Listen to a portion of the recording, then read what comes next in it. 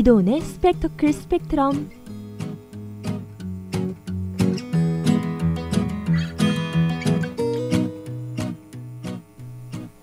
스티븐 잡스는 말합니다. 부지의 흔적을 남기자. 이도훈은 말합니다. 동아대학교의 흔적을 남기자.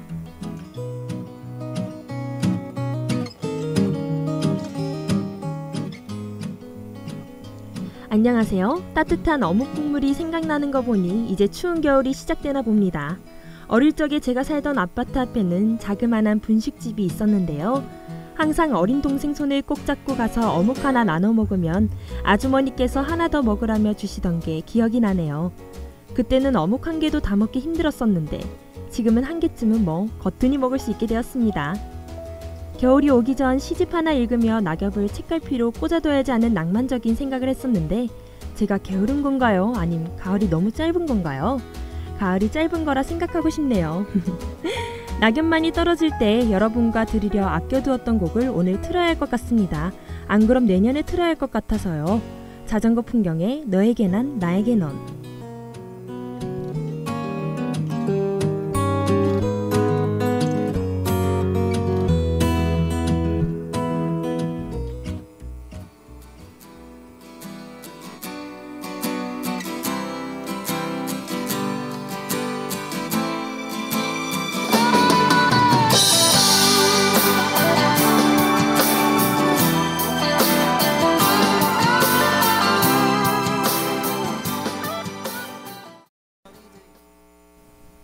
노래 잘 듣고 왔습니다.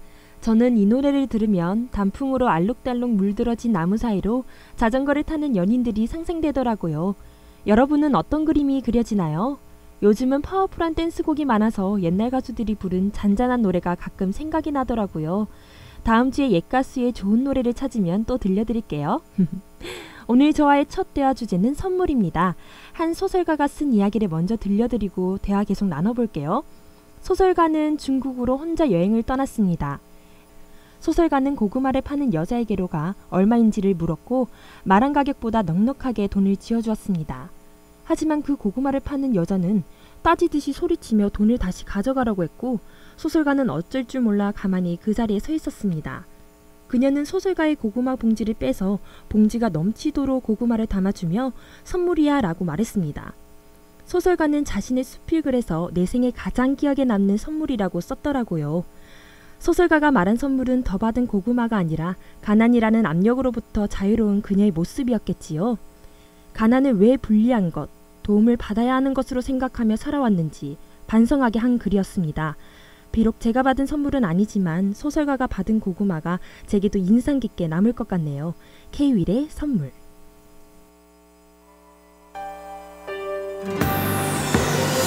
내 생에 가장 아름다운 순간은 널 만나 눈부시게 사랑했던 순간들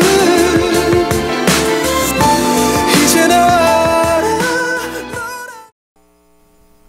몰래 엿들으려고 들은 것은 아닌데 버스에서 한 남자분의 통화를 듣게 되었습니다. 남자는 통화 내내 준비가 안 돼서 시간이 좀 필요해서 라는 말을 하더라고요. 가만히 생각해보니 우리가 자주 쓰는 말인 것 같았습니다. 아직이야. 다음에 기회 되면 하지. 해야 함에도 불구하고 겁이 나서 피하기 위해 쓰는 것은 아닐까요? 과거에 저는 그랬거든요. 분명 좋은 기회인 것 같은데 못해서 망가지고 자존심이 상할까봐 선뜻 용기 내지 못하고 고민만 했었습니다. 그런데 시간이 지나 너무 후회가 되더라고요. 좀 망가지면 뭐 어때? 부족하니까 배우면 되지. 자존심 좀 상하면 어때? 지금보다 나아지면 되는 거지.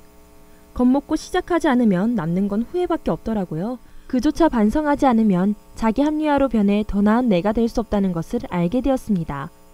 그 이후로 저는 설령 실패한다고 하더라도 최소한 그 일이 나한테 맞지 않는다는 것은 알게 된 셈이니까 잃을 것은 하나도 없다고 스스로를 훈련시켰습니다.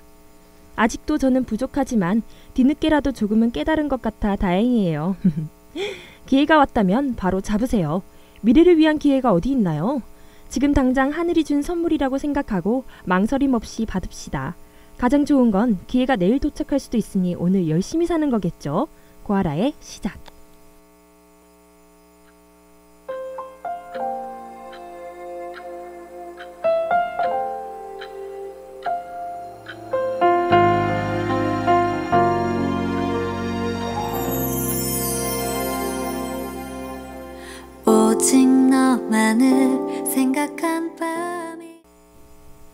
내가 아닌 누군가를 생각하는 것. 말로는 쉽지만 정말 어려운 일입니다. 나 살기도 바쁜 세상에 다른 사람의 아픔을 걱정하고 행복하길 진심으로 바라는 일은 생각만큼이나 그리 쉬운 일이 아니니까요. 하지만 조금만 더 양보하고 배려하면 충분히 할 수 있는 일이지 않을까요? 이리저리 바쁘다는 핑계로 고3 동생에게 제대로 된 수능 응원 메시지 선물 하나 못 사줬습니다. 그런데 제가 집에 갈 때 한 선배가 동생 수능이지? 하며 상자를 하나 주더라고요. 집에 와서 동생과 함께 그 상자를 여는데 눈물이 픽 났습니다. 고민하며 골랐을 도넛과 만난 적도 없는 제 동생에게 쓴 편지가 들어있었거든요. 덤덤하고 늘 쿨한 그 선배에게서 그렇게 따뜻한 모습이 있다는 것도 놀라웠지만 자기 시간을 내어가며 제 동생을 위해 준비한 그 정성이 너무 감사하더라고요. 고맙다고 인사말을 건네니까 쑥스러운지 희죽 웃는 선배가 선배지만 얼마나 귀여우시던지. 반성했습니다. 배려, 희생, 양보 이러한 말들을 쉽게 내뱉고만 있지는 않았는지. 많이 늦었지만 지금이라도 행동으로 상대방을 위해 나를 내려놓을 수 있는 마음가짐을 가져야겠습니다. 선배에게 무슨 노래 좋아하냐고 물으니 김범수의 끝사랑 좋아하신다네요. 노래 듣고 오겠습니다. 김범수의 끝사랑.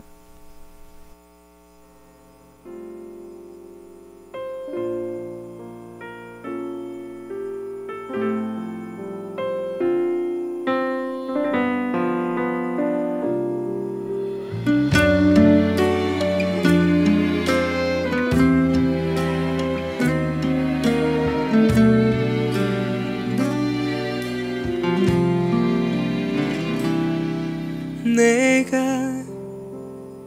이렇게 아픈데 그댄 어떨까요? 원래 10년 전 우리나라 사람들은 복지를 어떻게 이해했을까요? 그 당시 복지라는 개념은 모든 사람들에게 낯설고 생소한 단어였습니다. 당장 먹고 살기가 바빴을 때이니까요. 하지만 무상이라는 단어가 등장하면서 사람들은 복지에 대해 관심을 갖기 시작합니다. 민주노동당이 정치권에서 무상이라는 말을 처음 사용하면서 창당할 때부터 무상교육과 무상급식, 무상의료를 핵심 정책으로 내세웠는데요.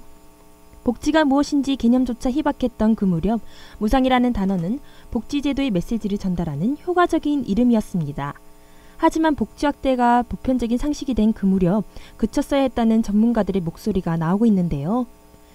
그들이 왜 우려의 목소리를 내놓는가에 대해 조금만 더 생각해보면 알 수 있습니다. 무상보육, 무상버스를 공약으로 내세우는 그들이 과연 국민을 위해 진심으로 복지를 고민했는지, 단순히 선거에서 이기기 위해서는 아니었는지를 말입니다. 우리가 추구해야 할 복지는 공짜가 아니라 많이 버는 사람은 많이, 적게 버는 사람은 적게 부담해 다 같이 인간답게 살도록 해야 하는 것입니다. 선거에 이기려 복지를 공짜로 제공하는 것으로 야당과 여당 간의 싸움과 공격이 없었으면 좋겠습니다.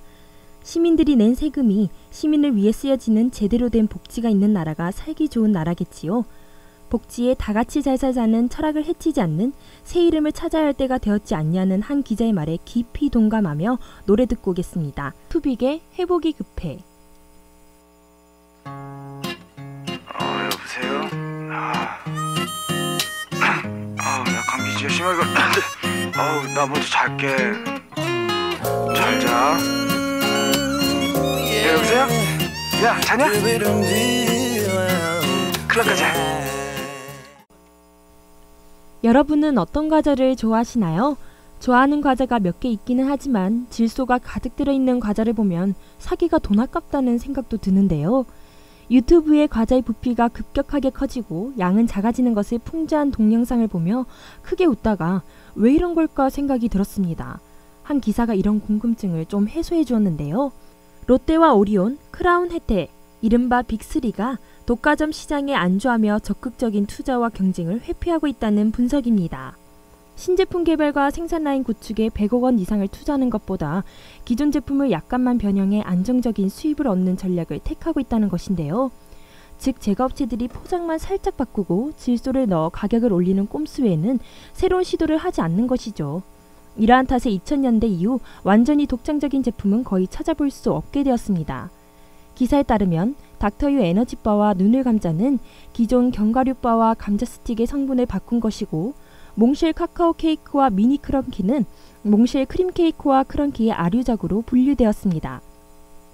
히트작 부재와 함께 과자 시장 성장도 정체 상태이며 국내 1위 기업인 롯데제과의 과자류 국내 매출은 2011년 8,840억 원에서 지난해 8,920억 원으로 2년 사이 성장률이 1% 미만으로 조사되었습니다. 이런 부진의 이유는 심각한데요. 저출산으로 인해 과자의 주 수요층인 아동, 청소년 인구가 감소하는 게 결정적인 이유라는 것입니다.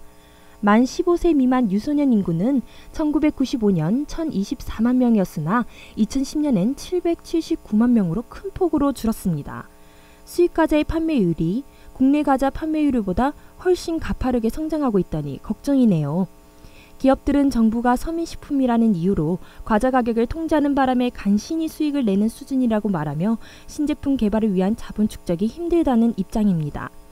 1981년에 출시된 혜태 홈런볼이 2014년 현재까지도 매출 1위라는 사실이 결코 흥미거리가 아닌 것 같습니다. 길구봉구의 어쨌든 투나잇.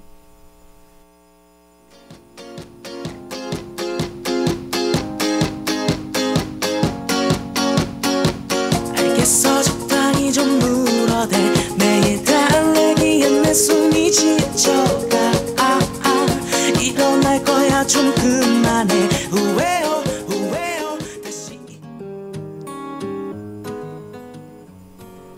만약 안전 문제를 고용노동부에 신고를 했는데 2시간 뒤에 회사로부터 해고 통보를 받았다면 어떻게 된 것일까요? 안전화는 물론이고 공사장 먼지를 막는 마스크조차 지급하지 않는 건설 현장을 유아무개 씨는 신고했습니다. 전화를 받은 고용노동청 직원은 담당자가 부재 중이라며 유 씨의 설명을 물었고 유 씨는 실명을 공개하느냐고 재차 물었습니다. 그러자 공무원은 그런 일은 없다고 대답했고 유 씨는 믿고 전화를 끊었는데요. 그런데 어떻게 된 일인지 유 씨는 회사로부터 그런 식으로 입장을 곤란하게 만들지 말라는 협박 전화와 함께 해고 통보를 받았습니다. 안전과 직결된 문제를 내부 고발했다는 이유로 노동자의 일자리를 빼앗는 것은 안전을 포기하겠다는 것과 다름없어 보입니다. 노동자들의 안전을 생각하는 기업이 롱런할 수 있을 것입니다. 그들의 업적은 노동자의 피와 땀에서부터 시작된다는 것을 잊지 말았으면 좋겠네요. 다음 주 방송도 기대해 주시고요. 이혜원 엔지니어 수고하셨습니다. 이상 아나운서 이도은이었습니다.